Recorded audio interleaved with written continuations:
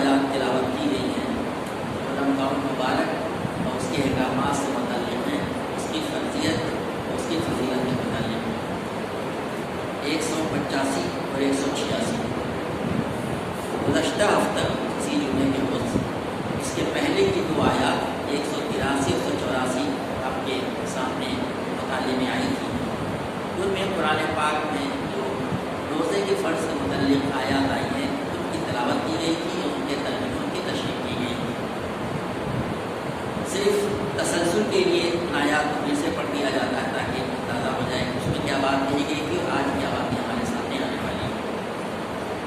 آیات یہ تھی یا ایھا الذین آمنوا کتب علیکم الصیام کما کتب علی الذین من قبلکم لعلکم تتقون ایاما معدودات فمن کان منکم مریضا او علی سفر فعدۃ من ایام اخر وعلی الذین یطیقونہ فدیۃ طعام مسکین فمن تطوع خیرا فهو خیر له وان تصوموا خیر لکم ان کنتم تعلمون۔ اب ان چاروں آیتوں کا ترجمہ اس طریقے سے ہے، اے لوگوں جو ایمان لائے ہو، تم پر روزے فرض کر دیے گئے جس طرح تم سے پہلے انبیاء کے پہلوؤں پر فرض کیے گئے تھے، اس سے توقع ہے کہ تمہیں تقویٰ کی صفت پیدا ہوگی۔ چند مقرر دنوں کے روزے ہیں، اگر تم میں سے کوئی بیمار ہو یا سفر پر ہو تو دوسرے دنوں میں اتنی ہی تعداد پوری کر لیں، اور جو لوگ روزہ رکھنے کی قدرت رکھتے ہوں پھر بھی نہ رکھیں تو وہ فدیہ دیں۔ ایک روزے کا فدیہ ایک مسکین کو کھانا کھلانا ہے، اور جو اپنی خوشی سے کچھ زیادہ بھلائی کرے تو یہ اسی کے لیے بہتر ہے، لیکن اگر تم سمجھو تو تمہارے حق میں بہتر یہی ہے کہ روزہ رکھو۔ رمضان وہ مہینہ ہے جس میں قرآن نازل کیا گیا جو انسانوں کے لیے سراسر ہدایت ہے اور ایسی واضح تعلیمات پر مشتمل ہے جو راہ راست دکھانے والی اور حق و باطل کا فرق کھول کر رکھ دینے والی ہے۔ لہٰذا اب سے جو شخص اس مہینے کو پائے اس کو لازم ہے کہ پورے مہینے کے روزے رکھیں، اور جو کوئی مریض ہو یا سفر پر ہو تو وہ دوسرے دنوں میں روزوں کی تعداد پوری کریں۔ اللہ تمہارے ساتھ نرمی کرنا چاہتا ہے، سختی کرنا نہیں چاہتا، اس لیے یہ طریقہ تمہیں بتایا جا رہا ہے کہ تم روزوں کی تعداد پوری کر سکو، اور جس ہدایت سے اللہ نے تمہیں سرفراز کیا ہے اس پر اللہ کی کبریائی کا اظہار و اعتراف کرو اور شکر گزار بنو۔ تو اے نبی صلی اللہ علیہ وسلم، میرے بندے اگر تم سے میرے متعلق پوچھیں تو انہیں بتا دو کہ میں ان سے قریبی ہوں، پکارنے والا جب مجھے پکارتا ہے میں اس کی پکار سنتا اور جواب دیتا ہوں، لہذا انہیں چاہیے کہ میری دعوت پر لبیک کہیں اور مجھ پر ایمان لائیں۔ یہ بات تو مجھے بتا دو، شاید کہ وہ راہ راست پالیں۔ تو آج آیتیں جو تلاوت کی گئی ہیں، جو پچھلی آیت کو یہ ترجمہ کر دیا گیا ہے، جس سے معلوم ہوا کہ قرآن میں روزے کی فرضیت کے بارے میں کتب علیکم الصیام کہا گیا ہے کہ جس میں تمہارے روزے لکھ دیے گئے۔ پھر یہ بتایا گیا کہ گنتی کے چند دن ہیں۔ اب آج خود دیکھیے آپ کی 13 اور 13واں روزہ ہے، کیا پتہ چلا کہ روزے کی تربیت ہے، اب 17 باقی ہیں، آدھے سے زیادہ بھی باقی ہیں۔ تو جو جتنے اس کے برکات ہیں، جتنے اس کے فائدے ہیں، جتنے اس کے یعنی اس کے مثبرات ہیں، اس کے مقابلے میں دیکھا جائے تو یہ مہینے بھر کچھ بھی نہیں ہے۔ اور واقعہ یہی ہے کہ کچھ پتہ نہیں چلتا ہے روزے کے بارے میں، اگر آدمی روزے کو اخلاص کے ساتھ رکھے اور اس کا پورا اہتمام کرے۔ یہ باتیں بھی آپ کے سامنے آ چکی کہ روزے کا اصل مقصد تقویٰ پیدا کرنا ہے، اللہ کا خوف، اللہ کی محبت، دونوں چیزیں۔ ہر وقت آدمی کے ذہن میں یہ بات مستحضر رہے کہ اللہ ہمیں دیکھ رہا ہے۔ جو چیزیں عام دنوں میں حلال ہیں، کھانا پینا، بیوی سے تعلقات، یہ حلال ہیں، لیکن رمضان میں اس کو حرام کر دیا روزے کی حالت میں۔ تو آپ کو خود سوچنے کی ضرورت ہے، سوچنا چاہیے کہ جو چیزیں ہمیشہ سے حرام ہیں، ہر حال میں حرام ہے، جھوٹ بولنا، چوری کرنا، بے ایمانی کرنا، ظلم کرنا، زیادتی کرنا، امانت میں خیانت کرنا، بدعہدی کرنا، جتنی بھی چیزیں گن لیجیے پوری بات نہیں، تمام کے تمام پہلے سے بھی حرام ہیں۔ غیبت کرنا، چغلی کھانا، وہ رمضان میں کتنے زیادہ حرام ہوں گی، بلکہ حرام نہیں ہے وہ. تو جب ہمیں حلال چیزوں سے بچنے کی ایسی پریکٹس کرائی جائے گی صبح سے لے کے شام تک تقریباً 14 گھنٹے آج کل، اور جو میں 16 گھنٹے بھی ہو جاتے ہیں، کچھ جگہوں میں 20 گھنٹے بھی ہو جاتے ہیں. تو یہ وقت کیوں ایسا ہوتا ہے کہ ہر وقت ہمارے سامنے اللہ تعالیٰ کا استحضار ہو. ہم کو بھوک لگی ہے، پیاس گلا خشک ہو رہا ہے بولنے میں، لیکن ہم پانی نہیں پی رہے ہیں. وضو کر رہے ہیں، پانی پی سکتے تھے، گھر کے اندر ہم کچھ کھا سکتے تھے، لیکن ہم نہیں ایسا کرتے ہیں کیونکہ ہمیں معلوم ہوتا ہے کہ وہ اللہ کا CCTV جو ہے وہ مستقل دیکھ رہا ہے. بہت سی جگہوں پہ لکھا ہوتا ہے آپ سروائلنس میں، اگر کوئی کیمرہ والا نہیں ہوتا ہے پھر کوشچن لگا دیتے ہیں، آپ میں ڈرا رہتا ہے. یہاں اللہ تعالیٰ مستقل ہمیں دیکھ رہا ہے، 24 گھنٹے دیکھ رہا ہے، اندھیرے میں دیکھ رہا ہے، اجالے میں دیکھ رہا ہے. تو یہ عادت بن جائے ہماری اس 30 دن کی پریکٹس میں، 30 دن میں ہوتا ہے. یہ ہے وہ تقویٰ، اللہ کی محبت، اللہ کی خوشی کے لیے سارے کام کرنا، اور اسی کی خوشی کے لیے اور اس کی ناراضگی سے بچنے کے لیے چیزوں کو چھوڑ دینا. تو یہ تو روزے کا تقوی کا مقصد بتایا گیا. تو اس کی بہت سی تفصیلات پچھلے ہفتے آپ کے سامنے آ گئی. اب آج اس کے مقصد کیوں رمضان ہی روزے فرض کیے گئے یہ بتائیں گے. کہا جا رہا ہے شہر رمضان الذی انزل فیہ القرآن. یہ رمضان ہی وہ مہینہ ہے جس میں قرآن نازل کیا گیا. یہ ہے اس کی علت. وہ مہینہ جس میں قرآن پاک نازل ہوا، نبی کریم صلی اللہ علیہ وسلم جب قارئ حرام میں تھے، وہ رمضان کا مہینہ. رمضان کے مہینے کی ایک رات سے معلوم، کیونکہ قرآن میں دوسری جگہ کہا گیا ہے اِنَّا أَنزَلْنَاهُ فِي لَيْلَةٍ مُبَارَكَةٍ. ہم نے اس قرآن کو ایک بابرکت رات میں نازل کیا ہے. وہ رات بڑی بابرکت تھی جس دن یہ کارنامہ انجام پائے گا. اللہ تبارک و تعالیٰ نے اپنے محض اپنے رحمت سے، اپنے فضل سے قرآن پاک کو اللہ کی انسانوں کی ہدایت کے لیے نازل کیا. تو وہ پہلی رات جس دن قرآن پاک کا نزول شروع ہوا وہ رمضان کی رات تھی. اسی کو ایک پوری سورہ ہے، سورہ قدر. اِنَّا أَنزَلْنَاهُ فِي لَيْلَةِ الْقَدْرِ. ہم نے اس قرآن پاک کو ایک بڑی قدر والی رات میں نازل کیا. اور یہاں فرمایا جا رہا ہے شہر رمضان الذی انزل فیہ القرآن. تو اس رمضان کے مہینے میں قرآن پاک کا نزول وہ اصل مقصد ہے، وہ وجہ ہے جس کی وجہ سے اس مہینے کی اہمیت ہے. ورنہ اللہ تبارک و تعالیٰ کسی اور مہینے میں روزہ رکھنے کو کہہ دیتا، سب مہینے اسی کے ہیں. کبھی بھی آدمی رکھ لیتا نہیں، رمضان کے مہینے کا آیا. اب اس کے بارے میں دوسری بات یہ بتائی گئی ہدی للناس. یہ قرآن پاک بڑی عظیم چیز ہے، انسانوں کے لیے سراسر ہدایت. مسلمانوں کے لیے نہیں، صرف تمام انسانوں کے لیے ہدی للناس، ہدایت، رہنمائی، تصدیق کرنے کا طریقہ. وہ بینات من الہدی والفرقان. اور صرف یہی نہیں کہ وہ ہدایت ہے تمام انسانوں کے لیے، بلکہ اس میں ہدایت کے لیے کھلی واضح اس کے اندر حق و باطل کا فرق ہونے والے کی واضح تعلیمات. بینات کہتے ہیں واضح تعلیمات. یعنی جب قرآن پاک کسی بات کے بارے میں کہتا ہے کہ یہ کرو، یہ نہ کرو، یہ معروف ہے، یہ منکر ہے، معروف کو کرنا ہے، منکر سے بچنا ہے، تو یہ کہہ نہیں دیتا، بلکہ اس کے لیے ایسے دلائل فراہم کرتا ہے جس کے معنی بینات کے ہیں، اس کو کوئی آدمی ڈینائی نہیں کر سکتا. بالکل اسی طریقے سے جیسے کہ کسی وقت کوئی کہے کہ صاحب یہ دن نہیں رات ہے، اس کے لیے کسی کو دن ہے، اس کو کسی کو ثبوت دینا پڑے گا. تو واضح ہے، کوئی آدمی آنکھ ٹنڈا بھی آنکھ بند کر کے دیکھ سکتا ہے کہ روشنی معلوم ہوتی ہے. یہ بینات کہلاتی ہے، کوئی ہر گرمی میں آئے گا.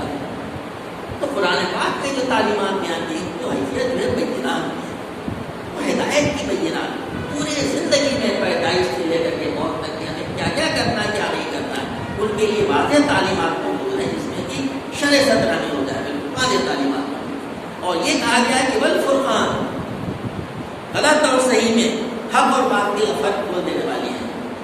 فرقان فرق سے بنا ہوا ہے، فرق کرنے والی. زندگی کے معاملات میں ہر وقت فیصلہ کرنا پڑتا ہے، ہم کیا کریں کیا نہ کریں، سچ کیا ہے جھوٹ کیا ہے، صحیح کیا ہے غلط کیا ہے، اچھا کیا ہے برا کیا ہے. اس میں یہ قرآن پاک کو بتاتی ہے، وہ فرقان ہے. قرآن پاک کا نام فرقان بھی ہے. ہدی للناس، وہ بینات من الہدی والفرقان. قرآن کی کیا ہم سے مطالعات اس سلسلے میں گفتگو بھی ہو گیا. تو کہا گیا ہے کہ یہ وجہ ہے، یہ قرآن پاک تمام انسانوں کے لیے، پورے دنیا کے، صرف ہمارے ہی لیے نہیں بلکہ تمام انسانوں کی ہدایت ہے. اور ایسی واضح تعلیمات مشتمل ہے جو ہم کو باطل کا فرق کھول کر کے رکھ دینے والی ہے. اب جب ایسی چیز ہمارے درمیان موجود ہو تو کتنی بڑی نعمت ہے یہ. تو کہا گیا ہے کہ بس اب اس بڑی نعمت کا جو اللہ تبارک و تعالیٰ نے ہم مسلمانوں کو بلکہ پوری دنیا کو قیامت تک کے لیے ہمارے لیے فراہم کیا ہے، تو اس کا کیا تقاضا ہے؟ فمن شہد منکم الشہر فلیصم، عربی زبان میں مطلب بس اس کا تقاضا ہے، بس لازم ہے کہ جو شخص اس مہینے کو پائے وہ پورے مہینے کے روزے رکھے۔ پہلی آیت کی روزے کی فضیلت بات ہوئی، اب یہ کہا گیا اس وجہ سے فمن شہد منکم الشہر، بس جو شخص اس مہینوں کو پائے فلیصمہ، بس اسے لازم ہے کہ اس پورے مہینے کے روزے رکھے۔ اب آپ کو یاد ہوگا کہ یہ بات بتائی گئی تھی کہ لیکن اس میں شروع میں جب یہ پہلی مرتبہ روزے فرض ہوئے تھے اور معلوم ہوتا ہے کہ بھی گرمی کے دن تھے جب یہ قرآن پاک کی نازل ہوئی تھی اور لوگوں کو اس کی عادتیں بھی نہیں تھیں، تو اس سلسلے میں کچھ ہدایت ہوتی ہے۔ اس میں یہ بھی تھا کہ جو لوگ روزے کی طاقت رکھتے ہیں وہ پھر بھی نہ رکھ سکے تو وہ اس کا فدیہ دیتے ہیں، لیکن یہ سہولت صرف ایک سال تک کی نہیں تھی۔ اگلے سال جب دوسری آیت نازل ہوئی جو یہ ہے اس میں وہ چیز ختم ہوئی، لیکن مریض کے لیے، مسافر کے لیے، حاملہ کے لیے، دودھ پلانے والے کے لیے، اس قسم کے لوگوں کے لیے بھی وہ سہولت لا ہوتی ہے کہ روزے کی قضا کی جا سکتی۔ یہی کہا جا رہا ہے ومن کان مریضا او علی سفر، لیکن کوئی سفر پر ہو اور جو کوئی مریض ہو او علی سفر یا سفر پر ہو فعدۃ من ایام اخر، تو دوسرے دنوں میں اسی تعداد کو پوری کر سکتا ہے۔ اس بات جو مریض ہو اور یا سفر پر ہو، سفر کے بارے میں جس میں سفر کا اطلاق ہوتا ہے اس کو سفر جانتے ہیں، سفر کسے کہتے ہیں۔ نبی کریم صلی اللہ علیہ وسلم کے وقت میں دو غزوے نبی صلی اللہ علیہ وسلم کی قیادت میں رمضان مبارک میں پیش آئے ہیں۔ پہلا غزوہ بدر 17 ربیع مبارک، اور دوسرا فتح مکہ 6 ربیع مبارک۔ ان دونوں کے بارے میں حضرت عمر کا بیان ہے کہ نبی کریم صلی اللہ علیہ وسلم نے اس میں لوگوں کو اجازت دی کہ سفر میں چاہے تو رکھے چاہے نہ رکھے، لیکن ترجیح اسی کو دی گئی تھی کہ آدمی روزہ نہ رکھے تاکہ اس کے اندر تقویٰ قوت پیدا ہو۔ ایک سفر میں نبی کریم صلی اللہ علیہ وسلم تھے اور روزے کا مہینہ تھا، ایک ساتھ کی حالت بڑی نہر ہو گئی، بے ہوشی کے گندے دورہ طاری ہو گئی، تو پوچھا گیا کہ بھائی یہ کیا بات ہو گیا؟ تو لوگوں نے بتایا کہ انہوں نے روزے سے، آپ نے فرمایا صلی اللہ علیہ وسلم پینے کی نہیں ہے، یعنی اس کی اجازت تھی کہ روزہ نہ رکھا جائے سفر میں جب آدمی کو اتنی پریشانی ہو۔ تو یہ دیکھیے یہ اسلام کا مزاج ہے، یہ وہ سوچتے ہوئے کہ رمضان کے روزے چھوٹ جائیں گے تو کھاؤ، لیکن پریشانی ہو گئی سفر میں کرنے کی یہ نہیں۔ اور فتح مکہ کے موقع پہ نبی صلی اللہ علیہ وسلم نے لوگوں کو باقاعدہ اس بات کو دیا تھا کہ روزہ نہ رکھو، افطار کر لو، کیونکہ آج دشمن سے مقابلہ ہے تاکہ تم میں قوت پیدا ہو۔ تو یہ تو سفر کے بارے میں اور جنگ کے بارے میں معاملہ ہے۔ اور مریض کے تعلق سے یہی ہے، ابھی بھی فدیے کا کے بارے میں یہ ہے کہ کوئی دائمی مریض ہو یا پیر فانی کہتے ہیں جسے، اس کا مطلب ہے کہ ایسا ضعیف آدمی جس کے ضعف کے دور ہونے کی کوئی صورت نہ ہو، یعنی یہ نہیں کہ وہ بیماری سے اچھا ہو سکے گا، جامع ہو سکے گا، یا اس کو بیماری میں کبھی ایسا موقع ملے گا کہ وہ روزہ رکھ سکے، روزہ رکھے گا تو پریشانی ہو جائے گی، اس کی بھی ابھی بھی فدیے والی سہولت باقی ہے۔ ایک فدیے کا یعنی ایک روزے کا فدیہ ہے، مسکین کو کھانا کھلانا ہے، دوسرے میرے کو اور زیادہ بہتر ہے۔ اسی طریقے سے حاملہ اور دودھ پلانے والی عورت کے لیے بھی رمضان کے مہینے میں روزہ زیادہ رکھے، مریض تو نہیں ہے لیکن وہ حاملہ اور جو ہے دودھ پلانے والی عورت ہے، اس کے بارے میں بھی جو ہے وہ دونوں میں دوسرے دنوں میں روزے کی تعداد کو پوری کریں۔ اب اس چیز کو بتانے کے بعد اللہ تبارک و تعالیٰ کتنا رحیم و شفیق ہمارے اوپر ہے، اور رمضان کے روزے کی کتنی زیادہ فضیلت ہے، کتنی برکت ہے، اس سے کتنے زیادہ فائدے ہیں روحانی اور دوسرے طرح کے۔ فرمایا جا رہا ہے یرید اللہ بکم الیسر، اللہ تمہارے ساتھ آسانی پیدا کرنا چاہتا ہے، ولا یرید بکم العسر، تمہارے ساتھ تنگی نہیں کرنا چاہتا۔ اللہ رحیم کہہ رہا ہے، تم رحیم، اس لیے اس نے یہ طریقہ بتایا کہ تم جو لوگ سفر پر ہو یا مریض ہو وہ دوسرے دنوں میں تعداد کو پوری کریں، تاکہ روزے کے جو فائدے ہیں، روزے کے جو فوائد ہیں، اس کے جو برکات، اس کے جو فیوز ہیں، اس سے وہ بھی بعد میں بھی مجبورہ نہیں رکھ سکا تھا، تو اس سے اس کو نقصان نہ ہو، اس کی تلافی ہو جائے. اور اس لیے وَلِتُكْمِلُوا الْعِدَّةَ، تاکہ تم روزوں کی تعداد کو پوری کر سکو. جو روزے تم سے چھوٹ گئے اس عذر کی وجہ سے، سفر یا بیماری کی وجہ سے، تو وہ تم اس کو پوری کر سکو. لیکن ایک اور وجہ ہے، وَلِتُكَبِّرُوا اللَّهَ عَلَىٰ مَا هَدَاكُمْ، اور اس ہدایت سے جس ہدایت سے تمہیں اللہ نے سرفراز کیا، اس کو اس کی کبریائی کا اعلان کرو. اب دیکھیے روزہ رکھنے کی حالت میں کیسے اللہ تعالیٰ کی کبریائی کا اعلان ہوتا ہے. اللہ تعالیٰ نے جس پہ تمہیں ہدایت سے سرفراز کیا ہے اس پہ تم اس کی بڑائی کا اعلان کرو. اس رمضان اس گرمی کی شدت میں گلا خشک ہو کر کے کاٹا ہوا جا رہا ہے. ایک شخص جو ہے محض اللہ کی رضا کے لیے روزہ رکھے ہوئے کھا پی نہیں رہا ہے، طرح طرح کی نیت کے ساتھ. خاص طور سے ایسی جگہوں پہ جاؤ جو خود مخلوط سوسائٹیز ہوتی ہیں، جس میں کہ دوسرے طرح کے لوگ بھی موجود ہوتے ہیں، اور وہ وہاں پر کیا کہتے ہیں کہ جو ہے کھا پی رہے ہوتے ہیں، میٹنگس ہوتی ہیں، اس میں آپ بھی موجود ہوتے ہیں، بھی ہوتے ہیں. طرح طرح کی اقسام کی چیزیں ہوتی ہیں. تو کیا اللہ کی بڑائی کا اعلان نہیں ہے؟ اللہ تعالیٰ کتنا بڑا ہے، اس کی عظمت کا، اس کی کبریائی کے دل میں کتنا احساس ہے. یہ اپنے آپ کو سروکے ہوئے ہیں. ہم جھوٹ نہیں بول رہے ہیں، بےمانی ہمیشہ غلط ہے، اور نیکی کے کام میں سب کرتے جا رہے ہیں. اللہ تعالیٰ کے نبی صلی اللہ علیہ وسلم فرماتے ہیں کہ رمضان کے مہینے میں آپ کے بارے میں آتا ہے کہ آپ ہوا کی طرح تیز ہو جاتے تھے صدقہ کرنے میں، خیرات کرنے میں، نیکیاں کرنے میں، اچھائیاں کرنے میں. یعنی بس صرف صبح سے شام تک بھوکے پیاسے رہنا ہی مقصد نہیں ہے، بلکہ آنکھ کا روزہ ہے، کان کا روزہ ہے، ناک کا روزہ ہے، ہماری زبان کا روزہ ہے، ہمارے ہاتھ پیر کا روزہ ہے، تمام چیزوں کا روزہ ہے. آپ نے تمام چیزوں سے اپنے آپ کو محفوظ رکھے ہوئے ہیں. یہ اللہ کی کبریائی کا اعلان ہونا. کبر اللہ علیہ تاکہ میں اللہ تعالیٰ کی کبریائی کا اعلان کر سکوں اس روزے کے ذریعے سے. وَلَعَلَّكُمْ تَشْكُرُونَ، اور تم اس کے شکر گزار بنو. جس نعمت سے اللہ تبارک و تعالیٰ نے ہمیں سرفراز کیا ہے اس قرآن کی نعمت سے، تو میرے بھائیوں، میرے عزیز دوستوں، دیکھیے یہ رمضان کے مہینے کے روزے محض یہ صبح سے شام تک بھوکے پیاسے رہنا اور کچھ بظاہر نیکیاں کرنے نہیں مقصد نہیں ہے، بلکہ بہت بڑی شکر گزاری ہے اللہ تعالیٰ کی اس قرآن کی شکل میں. کیا ہم قرآن پاک کی اس نعمت کی عظمت کو ایسی سمجھتے ہیں؟ ہمیں اس پہ غور کرنا چاہیے. اس سلسلے میں چند حدیث بھی آپ کے سامنے پیش بھی کی جائے. اب اس کے بعد سے ایک بات اور آگے فرمائی جا رہی ہے، وہ یہ ہے کہ نبی کریم صلی اللہ علیہ وسلم کے دور میں جب قرآن کی آیتیں نازل ہوا کرتی تھی، جیسے یہی ہے کہ اس کے پہلے کی 2 آیتیں نازل ہوئی، اس میں قرآن روزے کی فرضیت کا اعلان کیا گیا، اس کے بارے میں کچھ تعلیمات آئی، اور اس کے بعد سے یہ آیتیں جو آج بھی پڑھی گئی آپ کے سامنے، یہ 85 نمبر کی آیت، اس میں وہ تخفیف کری گئی وہ چیز جو اس میں روزہ نہ رکھیں، جو فدیہ دینے کی بات تھی، جو لوگ اس کے قدرت کے باوجود نہ رکھتے ہیں. تو اسی طرح سے کچھ اور بھی سوالات پریکٹیکل پیدا ہوتے ہیں.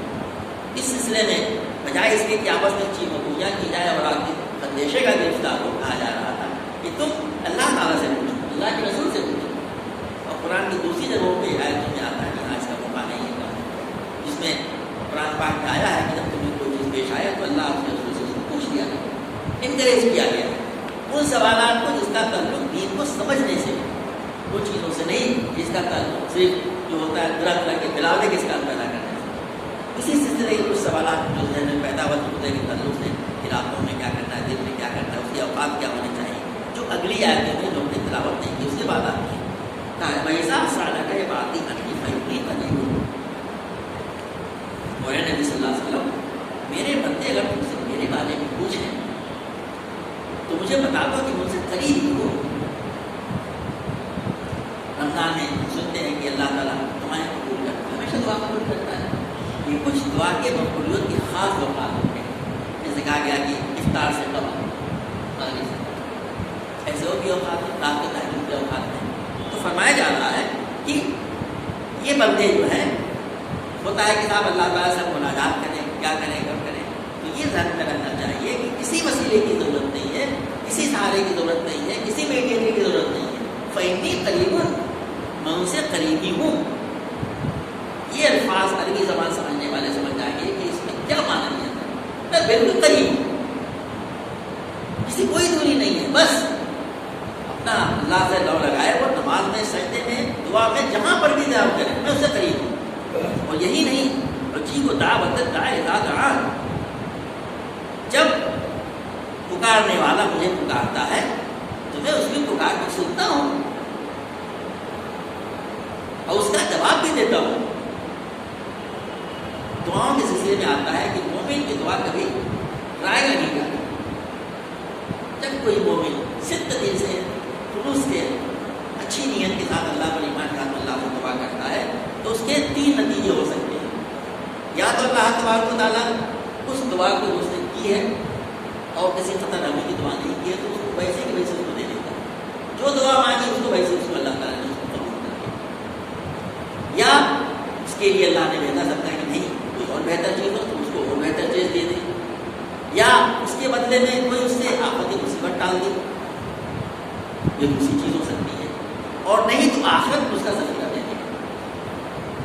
ان 3 کے علاوہ کوئی چیزیں خالی نہیں جائے. یا تو یوں کا یوں قبول کر لیا, یا اس کے بدلے میں کوئی دوسری سے بہتر چیز عنایت فرما دی, اللہ ہی بہتر جانتا ہے, کوئی بلا مصیبت اسے ڈال دی, یا اس کو آخرت کے اس میں ذخیرے میں اس کو ڈال دیا, اس کو بہت بڑھ چڑھ کے اس کو ملے.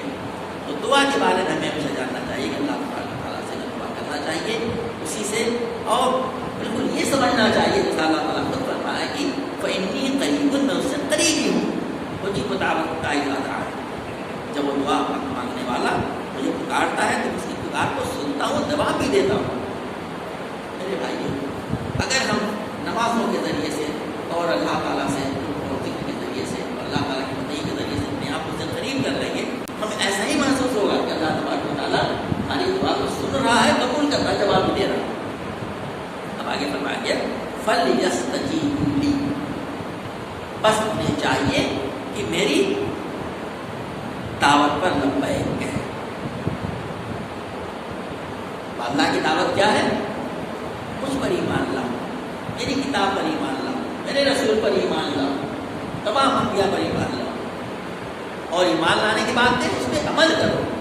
جواب کس چیز کا ہوتا ہے؟ جب کسی کو کوئی پکارا جائے کہتا کہ جی حاضر ہوا, جی فرمائیے, حکم دیا گیا تو کرنے لگتا ہے. فَلْيَسْتَجِيبُوا لِي, تو میری دعوت پہ تو لبیک کہیں.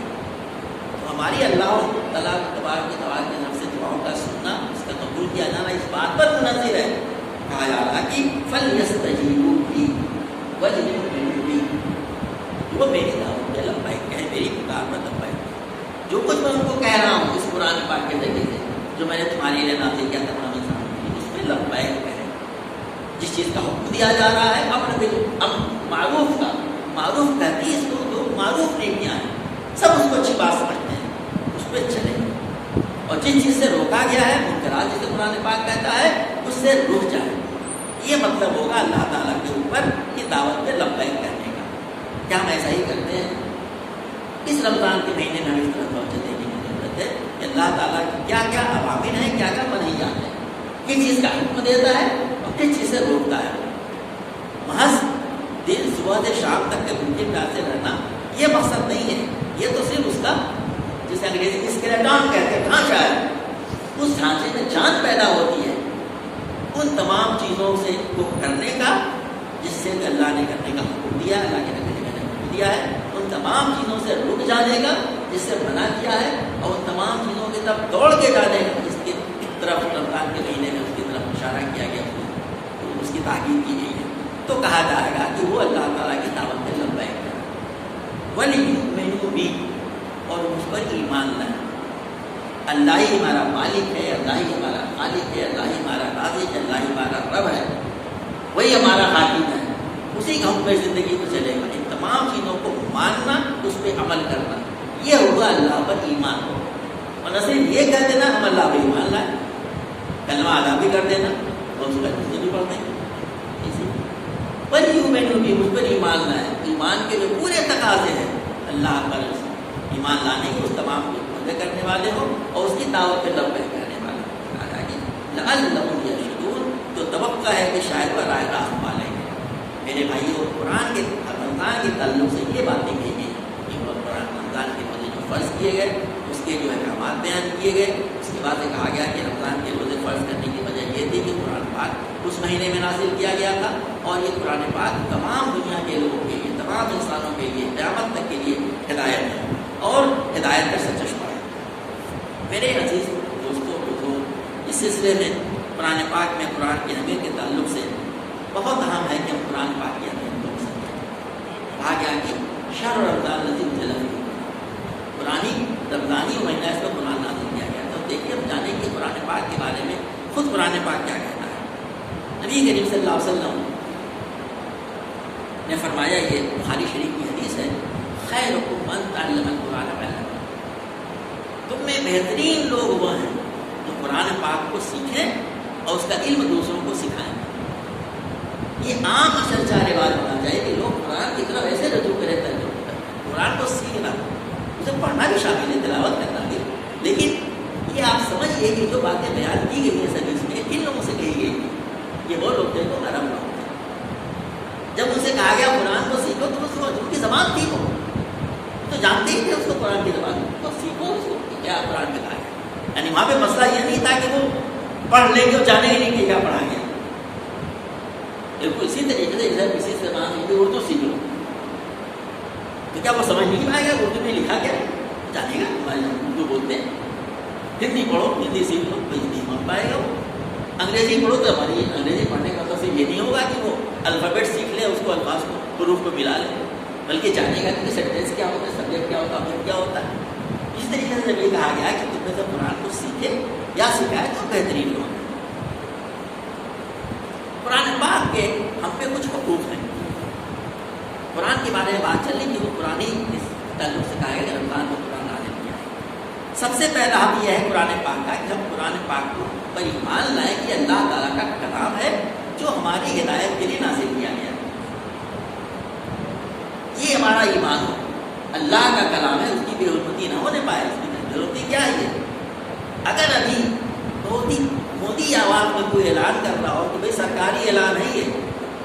اکثر دیکھا ہوگا آپ نے کہ ٹوٹے پھوٹے رکشے پہ کوئی عجیب سا آدمی اعلان کرتا رہتا ہے کہ صاحب یہ سرکاری اعلان ہے, سب لوگ کان کھڑے کر لیتے ہیں. یہ پتہ نہیں کیا اعلان گورنمنٹ کی طرف سے.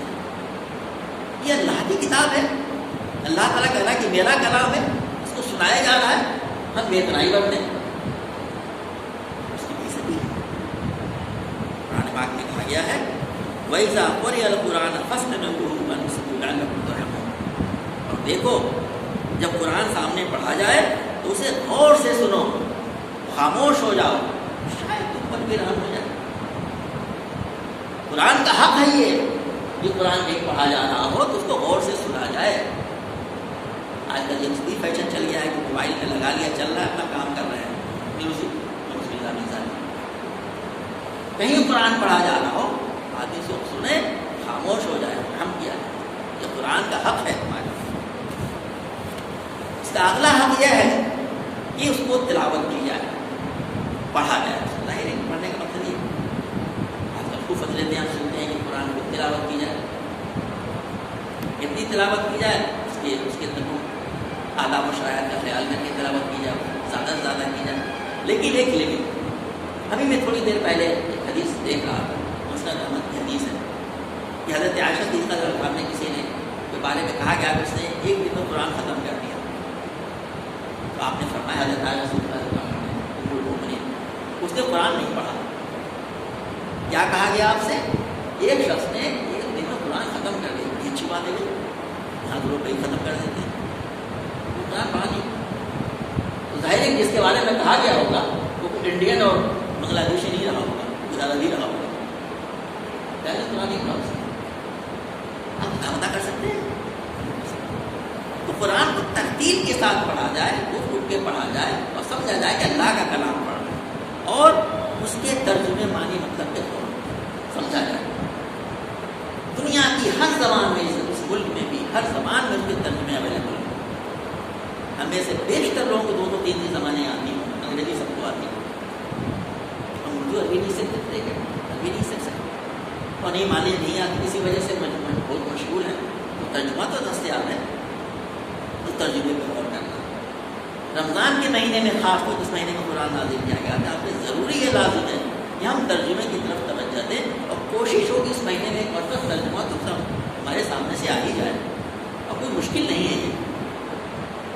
اچھی قرآن کے ساتھ میں تلاوت کرنے میں 20-25 منٹ لگتے ہیں. صاف تلاوت کرنے ایک بار اور اپنی ترجمے کا رکھ لیجیے آپ 5 منٹ. کیا ہم رمضان کے اس بابرکت مہینے میں 1 گھنٹہ صرف نہیں کر سکتے قرآن پڑھنے اور اس کے زمانے کو سمجھنے میں؟ اس کے بعد سے اس میں غور و تدبر کیا ہے. اللہ تعالیٰ ہم سے کیا فرماتا ہے, کیا کہہ رہا ہے اللہ تعالیٰ کا کلام. خدلی نہ سہے وہی ناطے مدد بلا والفرقان ہے تو کیا اللہ تعالیٰ فرما رہا ہے, اس میں غور و خوض کیا جائے. قرآن میں کہا گیا ہے افلا یتدبرون القرآن ام علی قلوب اقفالها. کیا یہ لوگ قرآن پہ تدبر نہیں کرتے؟ کیا ان کے دلوں میں تالے پڑے ہوئے ہیں؟ یہ قرآن کے الفاظ ہیں. تو قرآن پہ تدبر کرنا, تفکر کرنا, سوچنا, عقل سے کام لینا, اس کو اللہ تبارک و تعالیٰ نے ہے. اس کے بعد سے اگلا مرحلہ اس کی ہدایات پر عمل کرنا. جو حکم دیا گیا ہے اس پہ عمل کرنا, جس چیز سے منع کیا گیا اسے رک جانا. یہ اس کا چوتھا. تلاوت, اس پہ ایمان لانا, اس کی تلاوت کرنا, اس کے معنی مطالب کو سمجھنا, اس پہ غور کرنا, اس پر عمل کرنا, خود عمل کرنا, اپنے احوال کو عمل کرنے میں ابھارنا اور اس کی ایک سزا بنانا. 5واں حق اس سے بیان کیا میں نے اس کو مختصر کر دیا. 5واں حق یہ ہدی للناس ہے. یہ اللہ کی طرف سے ہمارے پاس امانت ہے. امانت میں خیانت کرنے والے کے اوپر بڑی سخت وعید آئی ہے. اگر ہم اس قرآن پاک کو اپنے پاس رکھے ہیں, لوگوں تک نہیں پہنچا رہے ہیں, لوگوں کو توحید کی دعوت نہیں دے رہے ہیں, قرآن کی ہدایت کی دعوت نہیں دے رہے ہیں, اس کی دعوت کو نہیں پہنچا رہے ہیں, ہم اس کی امانت میں خیانت کر رہے ہیں. تو 5واں حق یہ ہوگا کہ خود بھی عمل کرے اور اس کی دعوت کو دوسروں تک پہنچائے. رمضان کا مہینہ بہترین مہینہ ہے. جو لوگ جانتے ہیں کہ مسلمان آپ میں تراویح پڑھتے ہیں, قرآن سنتے ہیں, چاہتے ہو کہ جاننا کیا پڑھتے ہیں آپ لوگ, کیا سنتے رہتے ہیں کھڑے ہو کر کے, بتائیے اس کو. جاننا چاہتے ہیں اب بتائے تو صحیح انہیں. جسے ہم تمام کام کرتے ہیں, تو تمام انٹریکشن کرتے ہیں, مجھے ہی نہیں کرتے. ان کو بتائیں کہ رات کو کیا پڑھتے ہیں, کیا سنتے ہیں, سننا چاہیں گے. تو یہ حقوق ہے قرآن پاک کے, جس کو ہمیں اس کا خیال کرنا چاہیے. قرآن رمضان کے مہینے میں اللہ تعالیٰ ابھی ہمارے پاس 17 روزے آج کے علاوہ بچے ہوئے ہیں تقریباً, اس میں ہم اس بات کا خیال کریں گے. ہم اس کے روزوں کا پوری اہتمام کے ساتھ اس شرائط کو محفوظ رکھتے ہوئے روزے رکھیں, تلاوت کریں, اللہ تعالیٰ سے استغفار کریں, توبہ کریں. اور ایک چیز اور بھی جان لینا چاہیے کہ توبہ استغفار کی بہت بات کی جا رہی ہے, بہت اچھی رمضان میں اس کا خاص اہتمام کیا جائے. کہ توبہ کا مطلب کیا ہوتا ہے؟ پلٹنا, اللہ کی طرف پلٹنا. توبہ استغفار کے 4 شرائط ہیں. محض استغفر اللہ کہہ دینا نہیں, کوئی ہم سے غلطی ہوتی رہتی ہے, اس پہ نادم ہونا. آئندہ کے لیے اللہ تعالیٰ سے اس بات کا حق کرنا ہے کہ میں اس بات کو کبھی نہیں کروں گا. نہیں جانتے پوچھتے جن کے حقوق اس سے طلب ہوئے, ہم نے جھوٹ بولا, ہم نے غیبت کی, ہم نے بے ایمانی کی, ہم نے کسی کا حق مارا, ان چیزوں کو ادا کرنا اگر ممکن ہے, اور آئندہ کبھی نہ کرنے کا عہد کرنا. بس کر لینا نہیں. ہم نے کسی کے بارے میں غلط کام کیا ہے, ہم نے اسے معافی جا کے مانگی. ہم نے کسی کا حق مارا ہوا, حق کو جا کے ادا کریں. ہم نے کسی کے بارے میں غلط بات کہی, اس کا ہی نہیں بھی ہم سے غلط بات ہوئی, وہ بات نہیں ہے, اس کی تلافی کریں. تب دیکھیں کہ اس توبے کے کیا اثرات ہوتے ہیں ہماری زندگی. مگر اپنے طور سے کچھ الفاظ ادا کر لینا توبہ نہیں ہوتی ہے, ہم بار بار اس کو کرتے رہتے ہیں. اللہ تعالیٰ سے دعا ہے اس رمضان مبارک کے بابرکت مہینے میں رمضان کا حق ادا کرنے کی, قرآن پاک کا ادا کرنا کی خدا فرمائے. ہم سے جو کچھ غلطیاں ہو جاتی ہیں اللہ تعالیٰ سے معاف کریں. ربنا